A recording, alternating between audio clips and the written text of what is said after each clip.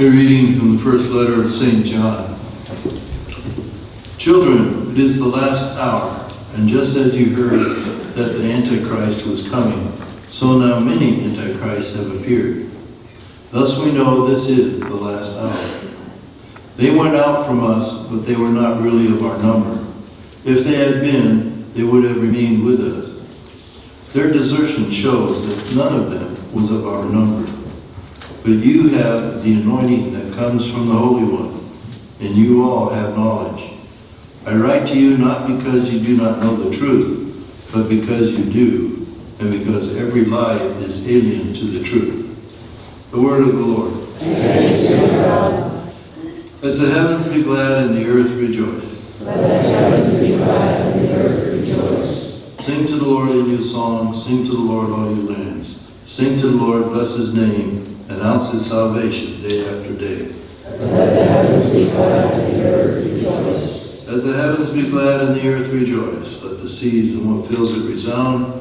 Let the plains be joyful and all that is in them. Then shall all the trees of the forest exalt before the Lord.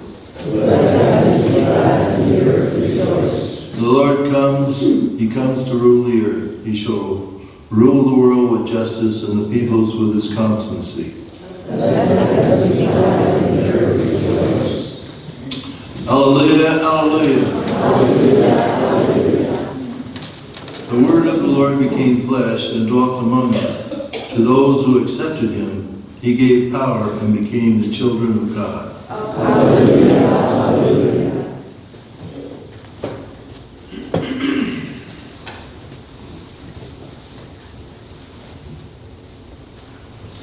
The Lord be with you. A reading from the Holy Gospel according to John.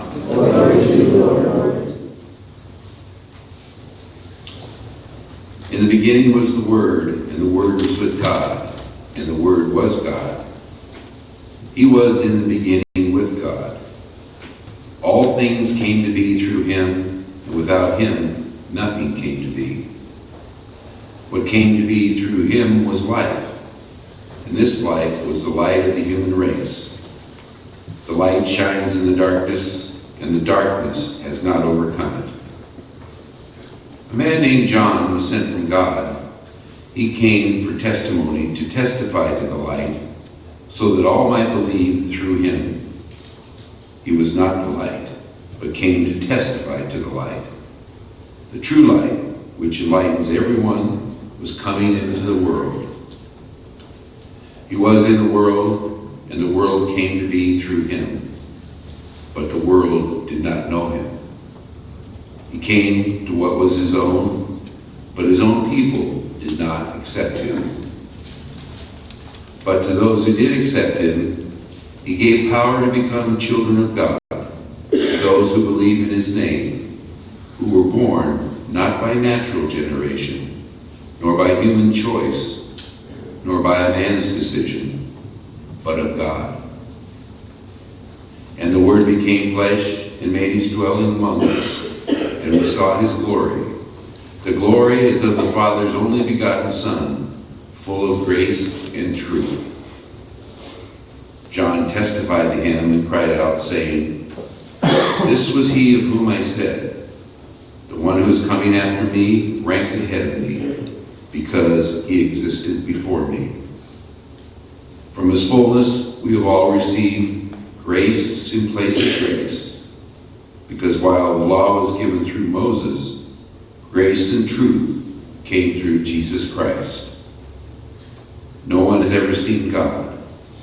The only begotten Son, God, who is at the Father's side, has revealed him. The Gospel of the Lord. Praise to you, Lord Jesus Christ.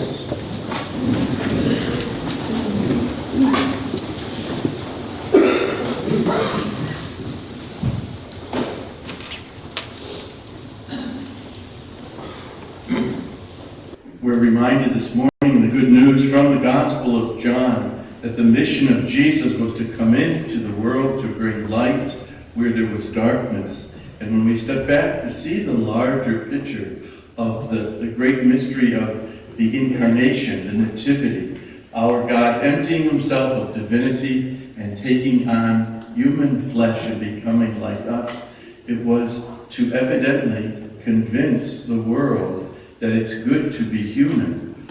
For some reason, they did not believe in their original goodness. You remember the story that is given to us from the Garden of Eden. If you eat of this tree, you will be, the temptation, if you eat of this tree, you'll become like a god or like a goddess. Now, if the first people believed, as God said in Genesis, that you're very good, there would have been no temptation whatsoever. They would have responded to the tempter, I'm not interested in being like a god or goddess. I'm already very good.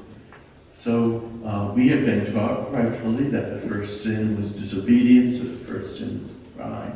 And another way of appreciating the first sin is that of self-rejection or self-loathing. If the counselors, psychiatrists, and all kinds of counselors that are very needed and very important would be out of work if every human being stopped self-loathing. But because of their low self-esteem, there's a brokenness, and a blindness, and a darkness.